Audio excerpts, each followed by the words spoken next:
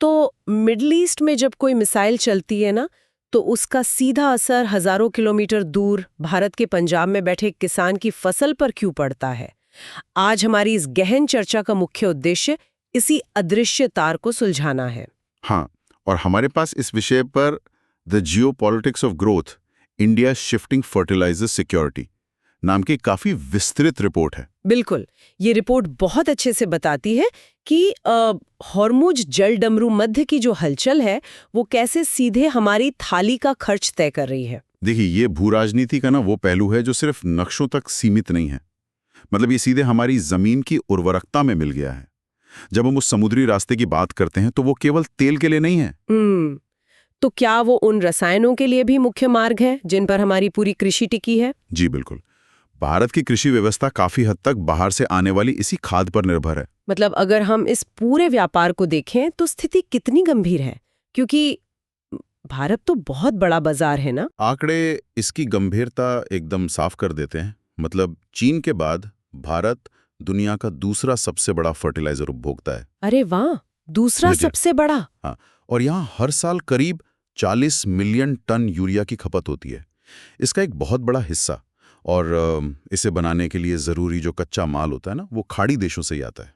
तो ये तो बिल्कुल वैसा ही हो गया जैसे किसी चलती हुई कार की फ्यूल लाइन अचानक से कट जाए। एकदम सटीक उदाहरण है। मतलब भले ही टैंक में अभी थोड़ा तेल बचा हो और इंजन चल रहा हो, लेकिन लंबी यात्रा तो स्पष्ट रूप से खतरे में पड़ गई है। हाँ, और इस रुकी हुई गाड़ी का सबसे पहला असर उन किसानों पर पड़ेगा जो अगली बुआई की तैयारी कर रहे हैं। लेकिन एक बात जो थोड़ी उलझाने वाली है वो ये कि अभी खेतों में तुरंत कोई हाहाकार नहीं मचा है। इसका मुख्य कारण हमारे पास मौजूद भंडार है। अच्छा, तो अगर सप्लाई लाइन कट गई है, फिर भी पंजाब और हरियाणा के किसान जो जून जुलाई में बुवाई करने वाले हैं, उनमें कोई घबराहट क्यों नहीं दिख रही? क्योंकि 19 मार्च तक भारत के पास लगभग 6.2 मिलियन टन यूरिया का सुरक्षित भंडार था। S&P ग्लोबल के विश्लेषक अल्बर्टो कसोना के आकलन को देखे तो क्या ये भंडार उनके लिए काफी होगा? हाँ, उनके अनुसार अगर सप्लाई में करीब 4 हफ्ते तक की रुकावट भी आती है ना, तो उसे आसानी से झेला जा सकता है। ये तो थोड़ी राहत की बात है। लेकिन इसके अलावा पूर्व कृषि सचिव सिराज हुसैन ने एक बहुत दिलचस्प तथ्य की ओर ध्यान खींचा है। भारत के कई इलाकों में किसान मिट्टी के क्षमता से कहीं अधिक यूरिया का इस्तेमाल करते हैं। एक मिनट रुकिए। अगर किसान पहले से ही जरूरत से ज्यादा यूरिया खेतों में डाल रहे हैं, तो क्या ये सप्लाई संकट अनजाने में इस ओवर यूसेज की आदत को सुधारने का काम कर सकता है? मतलब ये इस संकट का एक अप्रत्याशित लेकिन सकारात्मक पहलू हो सकता है। शायद ये मजबूरी में उठाया गया एक ऐसा कदम बन जाए जो लंबे समय में हमारी मिट्टी की सेहत के लिए फायदेमंद हो। बिल्कुल, जरूरत से ज्यादा रसायनों का इस्तेमाल मिट्टी को बंजर बनाता है और भूजल को भी दूषित करता है। हाँ, ये तो हम अक्सर सुनते ही हैं। तो सप्लाई कम होने से शायद किसान अधिक संतुलित और वैज्ञानिक तरीके से खाद का उपयोग करना सीखें। लेकिन एक खतरा भी है। कैसा खतरा? उन इलाकों के लिए ये बहुत बड़ा जोखिम है जहां फर्टिलाइजर का इस्तेमाल पहले से ही कम है। वहां की फसलें इस कमी को बिल्कुल नहीं झेल पाएंगी। समझ रही हूँ।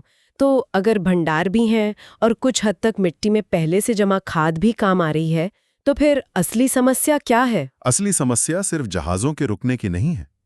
समस्या हमारे अपने कारखानों के अंदर भी शुरू हो गई है, जहां ये यूरिया बनता है। अच्छा, तो मतलब घरेलू उत्पादन भी दबाव में आ गया है? जी, यूरिया बनाने के लिए ना प्राकृतिक गैस सबसे आवश्यक तत्व है। जो कि सिर्फ मशीनों को चलाने का ईंधन नहीं है, बल्कि वो मुख्य रासायनिक कच्चा माल भी है जिससे हाइड्रोजन निकालकर अमोनिया और फिर यूरिया बनता है। एकदम सही। और भारत अपनी जरूरत की 85% प्राकृतिक गैस आयात करता है। 85%? मतलब अगर बाहर से गैस नहीं आई तो हमारे अपने कारखाने भी ठप पड़ जाएंगे। और मौजूदा रिपोर्ट के अनुसार बिल्कुल यही हो रहा है। अभी फर्टिलाइजर प्लांट्स को उनकी जरूरत की केवल 70% गैस ही मिल पा रही है। तो गैस कम होने से उत्पादन घटेगा और फिर कमी पूरी करने के लिए जो महंगा आयात करना पड़ेगा, हाँ, उसका सीधा बोझ सरकार के सब्सिडी बजट पर पड़ेगा। तो अंततः इसका मतलब ये है कि हमारी रोजमर्रा की खाने पीने की चीजें महंगी होने वाली है। देखिए, अल्बर्टो परसोना का विश्लेषण बताता है कि अगले सीजन की फसल के उत्पादन पर वास्तविक जोखिम अभी कम है, लेकिन अर्थशास्त्र में ना बाजार की मानसिकता बहुत बड़ी भूमिका निभाती है। मतलब बाजार की जो उम्मीदें हैं वो कीमतें तय करती हैं। बिल्कुल। अगर व्यापारियों और बाजार को ये लगने लगे कि भविष्य में खाद या अनाज की कमी होने वाली है, तो वो अभी से कीमतें बढ़ाना शुरू कर देंगे। भले ही आज हमारे गोदाम अनाज से भरे हों। जी हाँ, यही मनोविज्ञान है जो महंगाई बढ़ाता है। तो सरकार भी हाथ पर हाथ धरे नहीं बैठी होगी। रिपोर्ट में जिक्र है कि आयात के नए स्रोत तलाशे जा रहे हैं और घरेलू उत्पादन को स्थिर करने की कोशिशें भी लगातार जारी हैं। लेकिन ये सब अंततः इस बात पर निर्भर करेगा कि वो युद्ध कितनी जल्दी थमता है। ये स्थिति साफ दर्शाती है कि वैश्विक तनाव कैसे हमारी स्थानीय अर्थव्यवस्था और थाली की कीमतों से गहराई से जुड़ा हुआ है। बिल्कुल। जो घटना दुनिया के दूसरे छोर पर घट रही है, वो सीधे तौर पर हमारी खाद्य सुरक्षा को चुनौती दे रही है। तो चर्चा को खत्म करते हुए वापस उसी कार वाले उदाहरण पर आते हैं।